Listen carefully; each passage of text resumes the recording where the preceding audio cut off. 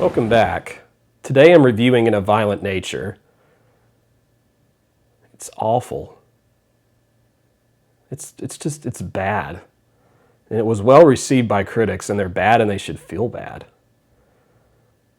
The story is Johnny, come back to life, resurrected evil serial killer, and he is in the wilderness, and he walks, and he walks. In fact, many characters walk in this movie.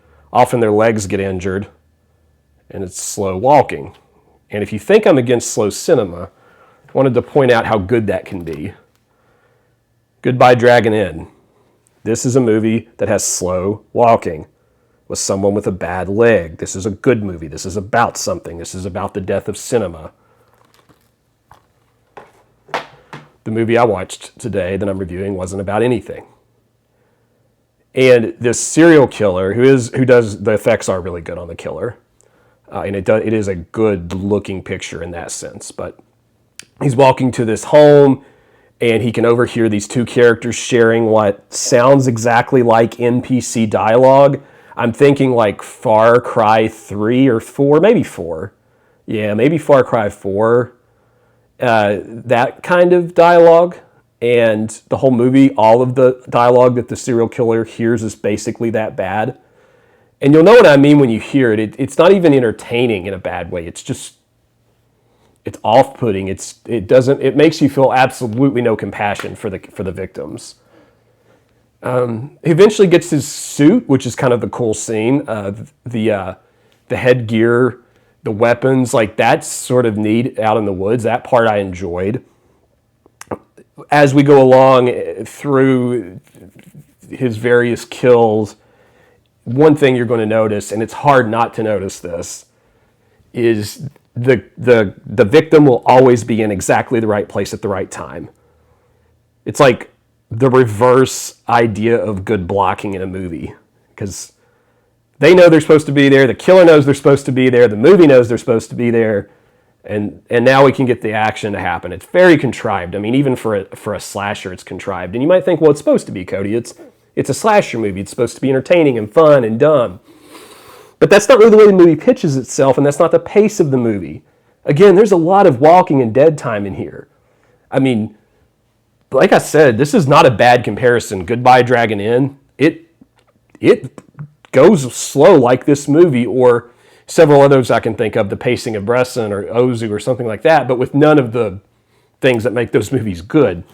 So those performances don't work. The kills don't work, usually. There are two good kills in here for people that are fans of the serial killer genre, and what I think will probably happen is those 2 kills or 3 kills, those will end up in YouTube compilations. This will get some likes on YouTube for how technically sound those were. Those are well done, and that's all this movie is. It's an excuse for a few good kills that will end up on TikTok, YouTube, whatever.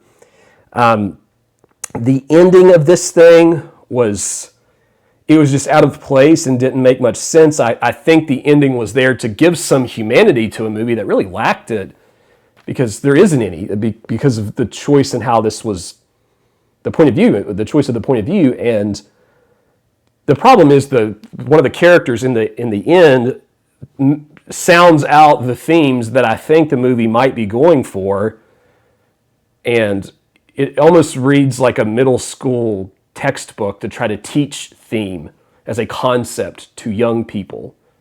This is not for young people, by the way. Do not take anyone young to see it. Don't put anyone through this movie, for that matter, but definitely no one young.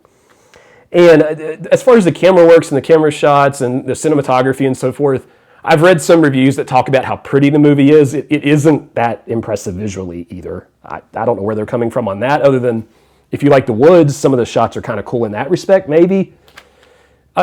Example, there's a shot of these 2 trees. There's a tree here, there's a tree here. Get it?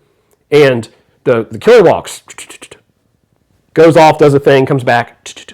So there's 2 scenes with these trees, like an 8th grader that just got their first iPhone, and they're holding it vertical, and now they've realized, ooh, if I have a tree here and a tree here, I have a frame. Photography.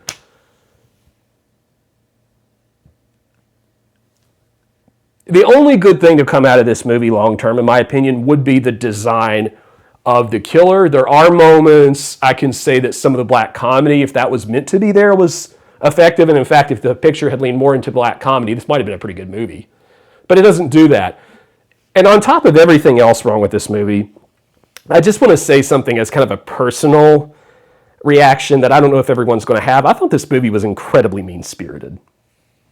And what I mean is, I like cheesy horror movies, cheesy slashers. Like, I think this is a good movie. Friday the 13th, the final chapter, which this film is definitely trying to channel some of that series. But there's no goodness in it anywhere. None of the characters are good people. They have mean conversations to each other. When a bad thing happens, the other characters barely know to react, and I don't know if that's the script, the actors, the whole production. This thing's a mess. I did give it 2 stars out of 5 for whatever stars are worth on Letterboxd, because I did think the effects were good and that I liked some of what the main villain did. I mean, it was kind of intimidating and engaging to see him walk for a while in the woods like this menacing force. Don't get me wrong, this isn't a complete, total 100% miss, but do not see this movie. Like I said, if anything, maybe check a little bit of it out on YouTube so you're familiar with it. I guess I would skip this. Certainly do not see it in theaters. So I had a strong negative reaction to this. Maybe you didn't. Maybe you thought it was good. I know that I'm probably in the minority of this among people who are professional critics. I'm not, but if I were, I'd be in the minority. What do you all think? I know it's been divisive. I'm not into it. Let me know in the comments below, and we'll see you next time on Cody in the Cinema.